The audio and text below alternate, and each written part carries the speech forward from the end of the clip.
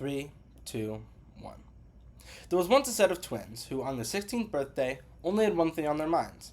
They wanted to pass their driving test. Frederick was the older and more responsible twin, and he was very prepared to pass this test. He had practiced rigorously parallel parking, stopping at stop signs, and using his turn signal more than anyone would think to practice those things. Cedric, on the other hand, was quite the opposite. He was younger, much less responsible, and he just laid back, waiting for the test to happen. And as you might expect, Frederick, on the day of the test, passed with flying colors. He parallel parked as though he had lived in Manhattan his entire life. He stopped at every stop sign as though the limit line truly was the limit, and he used his turn signal on every single turn, making sure to look both ways. Cedric, as you also might expect, did not pass this test with flying colors. He didn't even pass the test with running colors, but Cedric did pass this test.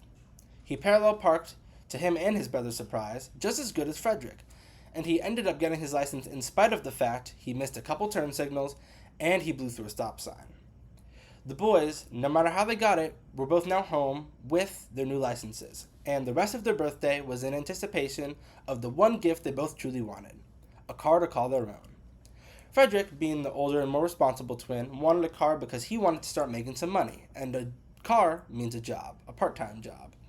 He wanted to start learning now, at the age of 16, how to budget between his wants and his needs. His wants being that new game console, and his needs being some new textbooks he needs for his new dual enrollment classes. Cedric, being more laid back, did not have a care in the world. He wanted the car so he could hang out with his friends, go to parties, and even just take it on a joyride.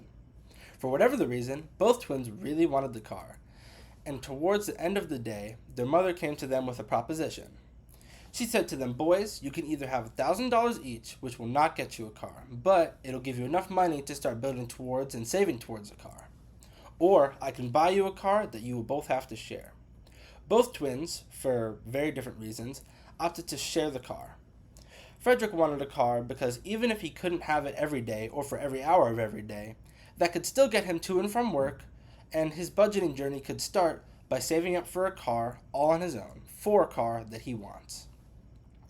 Cedric simply wanted to have all the luxuries of a car as soon as possible, even if that meant sharing it, all of the parties and joyrides, etc. The twins both wanted to share the car, so in a couple days, the keys were in their hands.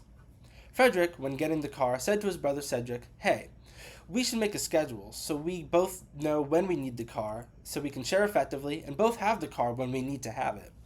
Cedric pushed this off and said, "Hey, we can just share as we go." Frederick reluctantly agreed, somehow knowing his brother would cause him strife. Frederick got a job at the local grocery store, and Cedric called his friends to tell them the good news. A couple days went by without a hitch. Cedric hung out with his friends, even got to go to a party. Frederick got to go to work when he needed to. But less than a week after getting their car, Frederick noticed he was needing to leave for work pretty soon, within the next half hour. Cedric had gone out, and so Frederick decided to give him a call. Frederick said, "Hey, I need the car. I'm about to leave for work. Could you please come back and give it to me?" Cedric refused, saying, "I just got to this party, and I'm not going to come back just to give you the car." Frederick pleaded with his brother, "Please, I'm going to be late for work. Please come back, give me our car, because it's my turn to have it, and I need it more than you do, because I need to go to work." Cedric angrily said, "No, I'm not going to leave just to give you this car, so suck it up." And then Cedric hung up on his brother. Frederick now felt defeated and angry with his brother, who was withholding their car from him, even though Frederick clearly needed it much more, needing to go to work. He went back to his phone, not to call his brother, but to call his boss and tell him the unfortunate reason he would not be in work today, because his brother was being selfish, decided not to share, even when Frederick was clearly in more need. The moral of this story is to share and be kind, especially when someone needs it more than you do. Thank you.